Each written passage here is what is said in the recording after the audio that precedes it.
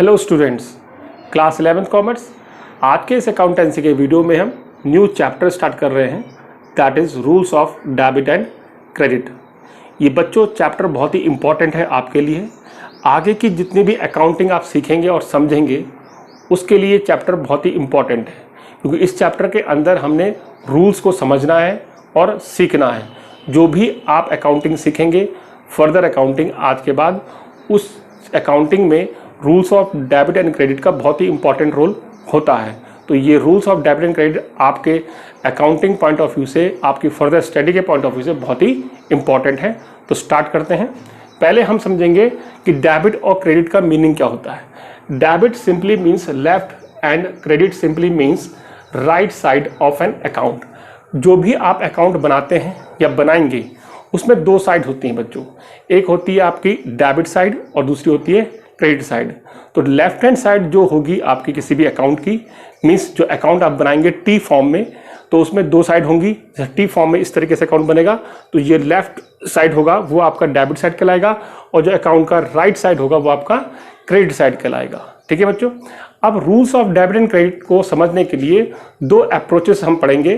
तो पहला अप्रोच कहलाता है आपका ट्रेडिशनल अप्रोच। ट्रेडिशनल अप्रोच के अंदर अकाउंट्स को दो हेड्स के अंदर रखा गया है, दैट इज पर्सनल अकाउंट और second one is non personal account. Personal account जो नेम है इससे आपको समझ में आ रहा होगा, the account which is related to the person. तो पर्सनल अकाउंट के अंदर वो अकाउंट्स ग्रुप्ड होते हैं that related to the natural person, artificial person और ग्रुप ऑफ रिप्रेजेंटेटिव पर्सन। इन नेचुरल पर्सन, आर्टिफिशियल पर्सन और ग्रुप ऑफ रिप्रेजेंटेटिव पर्सन को हम डिटेल में आगे पढ़ेंगे। और सेकंड आपका है non personal account. Non personal account के अंदर वो अकाउंट्स आते हैं जो रिलेटेड होते हैं आपके रियल अकाउंट से और नॉमिनल अकाउंट से।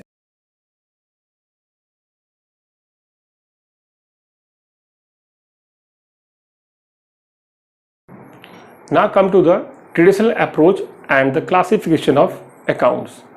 In traditional approach, the accounts are classified into two heads. The first one is personal account and the second one is non-personal account. In personal accounts, the accounts is classified into three subheads. The first one is natural person, second one is artificial person and third one is representative person. अब natural person account के अंदर वो accounts आएंगे जो relate होंगे किसी natural person के name से। जैसे कि राम का एक नाम है नेचुरल पर्सन का, तो राम्स अकाउंट जो होगा वो नेचुरल पर्सन के अंदर आएगा। जैसे कि मेरा नाम सौरभ है तो सौरभ्स अकाउंट जो होगा वो नेचुरल पर्सन के अंदर आएगा। आपका भी जो नाम होगा उस नाम से जो अकाउंट खुलेगा उसकी कैटेगरी क्या हो जाएगी बच्चों, नेचुरल पर्सन। और ये पर्सनल अकाउंट का एक सब पार्ट हो गया। सेकंड मैंने यहाँ पर लिखा है आर्टिफिशियल पर्सन। अब बच्चों यहाँ पर नेचुरल पर्सन और आर्टिफिशियल पर्सन में डिफरेंस समझ लीजिए। नेचुरल पर्सन तो आप और हम हो गए, लेकिन आर्टिफिशियल पर्सन उस पर्सन को कहते हैं जो होते तो नेचुरल पर्सन की तरह है, लेकिन वो कुछ काम नेचुरल पर्सन की तरह करते हैं, बाकी कुछ काम वो नेचुरल पर्सन की तरह नहीं कर पाते हैं। जैसे कि एक नेचुरल पर्सन अपने नाम से कोई प्रॉपर्टी या किसी कॉन्ट्रैक्ट में पार्टिसिपेट कर सकता है या कोई प्रॉपर्टी परचेज या सेल कर सकता है। उसी तरीके से एक आर्टिफिशियल पर्सन किसी कॉन्ट्रैक्ट में पार्टिसिपेट कर सकता है या कोई प्रॉपर्टी परचेज या सेल कर सकता है अपने नाम से। ठीक है। तो अब ये आर्टिफिशियल पर्सन होते कौन है, जैसे कि कोई name of firm, name of company या नेम ऑफ कोई बिजनेस एंटरप्राइज। तो कोई भी बिजनेस एंटरप्राइज या कोई फर्म अपने नाम से किसी कॉन्ट्रैक्ट में पार्टिसिपेट कर सकती है। ठीक है। और कोई प्रॉपर्टी खरीद भी सकती है और बेच भी सकती है। ठीक है। ये दो काम वो नेचुरल पर्सन की तरह करती है, इसलिए उसे आर्टिफिशियल पर्सन बोला गया है। बाकी जो हम नेचुरल पर्सन जो काम करते हैं, चलना घूमना फिरना, ये काम वो आर्टिफिशियल पर्सन नहीं कर सकता, इसलिए उसे हम आर्टिफिशियल पर्सन कहते हैं। ओके बच्चों। और थर्ड कैटेगरी आती है आपकी रिप्रेजेंटेटिव पर्सन। रिप्रेजेंटेटिव पर्सन के अंदर वो ग्रुप्स ऑफ अकाउंट आते हैं जो किसी ग्रुप को रिप्रेजेंट करते हैं। जैसे कि आगे हम पढ़ेंगे नॉमिनल अकाउंट। तो नॉमिनल अकाउंट के अंदर, जैसे मैं अभी बता देता हूं आपको कि नॉमिनल अकाउंट के अंदर सारे एक्सपेंसेस और लॉसेस आते हैं। ठीक है। तो कोई भी एक्सपेंस अगर किसी ग्रुप को रिप्रेजेंट करता है, ठीक है, तो वो ग्रुप आपका रिप्रेजेंटेटिव पर्सन अकाउंट बन जाएगा। जैसे कि हम एक्सपेंस का नाम लेते हैं एग्जाम्पल के तौर पर सैलरी।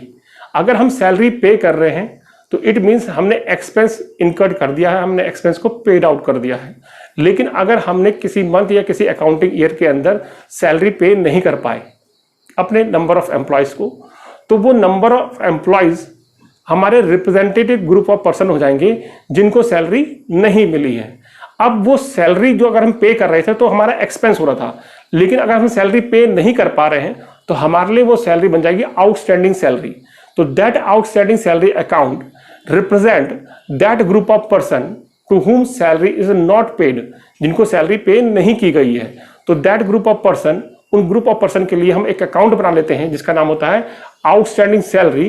तो वो आउटस्टैंडिंग सैलरी अकाउंट उन लोगों को रिप्रेजेंट करता है जिनको सैलरी नहीं मिली है। तो सिंपली यूं कहें कि किसी भी एक्सपेंस के आगे अगर आउटस्टैंडिंग प्रीफिक्स हो जाए, प्रीपेड वर्ड प्रीफिक्स हो जाए, एक्रूड वर्ड प्रीफिक्स हो जाए, तो वो एक्सपेंस अकाउंट आपका रिप्रेजेंटेटिव पर्सन अकाउंट बन जाता है, क्योंकि वो उन पर्सन को रिप्रेजेंट करता है जिनको या तो सैलरी नहीं मिली है या जिनको सैलरी एडवांस मिल गई है। अगर प्रीपेड सैलरी लिखा गया है, प्रीपेड सैलरी अकाउंट बना है, तो प्रीपेड सैलरी अकाउंट रिप्रेजेंट करता है उन लोगों को, उन पर्सन को जिनको एडवांस में सैलरी मिल चुकी है।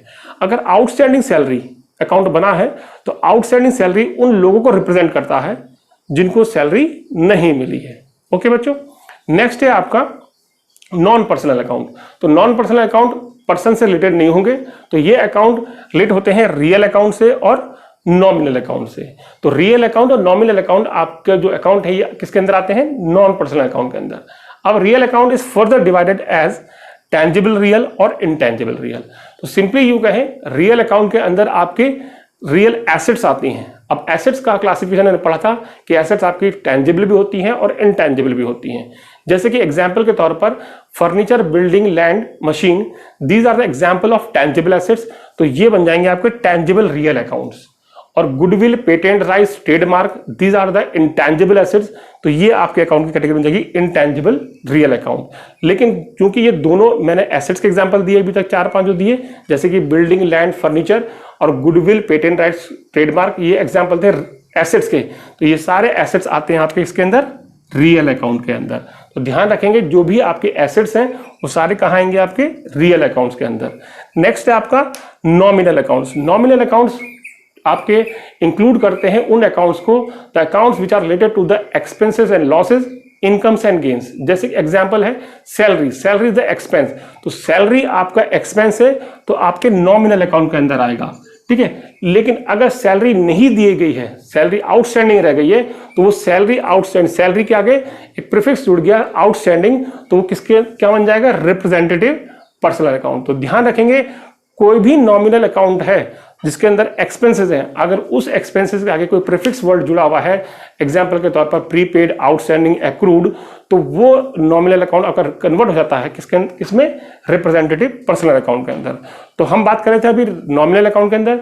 नॉमिनल अकाउंट के अंदर आपके एक्सपेंसेस आते हैं, लॉसेज आते हैं, इनकम्स और गेन्स, कि आपकी कोई भी इनकम्स होगी, जैसे कि रेंट रिसीव किया आपने, आपकी फर्म ने, तो रेंट रिसीव्ड अकाउंट आपका नॉमिनल नेचर का हो जाएगा।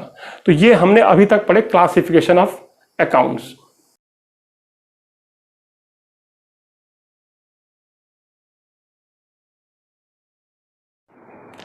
Now come to the next topic, that is rules. जो हमने अभी क्लासिफिकेशन सीखा था, तो उसके अंदर जो अकाउंट्स हमने सीखे थे उन पर कौन से रूल्स इंप्लीमेंट होते हैं वो समझना है। बच्चों अभी आपको ध्यान भी रखना है कि कोई भी अकाउंट हम बनाते हैं उसमें 2 साइड जरूर होती हैं, that is debit and credit. तो कोई भी अकाउंट जब बनाएंगे तो या तो वो डेबिट होगा या वो क्रेडिट होगा। ओके बच्चों, तो स्टार्ट करते हैं पर्सनल अकाउंट से। ये हमारा पहला क्लासिफिकेशन था। तो पर्सनल अकाउंट के अंदर क्या था? Name of natural person, artificial person और ग्रुप ऑफ रिप्रेजेंटेटिव पर्सन। तो पर्सनल अकाउंट जब इफेक्ट होगा आपका किसी भी ट्रांजेक्शन के अंदर, तो आप रूल इंप्लीमेंट करेंगे, that is debit is the receiver and credit is the giver. Debit को शॉर्ट फॉर्म में DR डॉट लिखेंगे, क्रेडिट को शॉर्ट फॉर्म में CR डॉट लिखेंगे।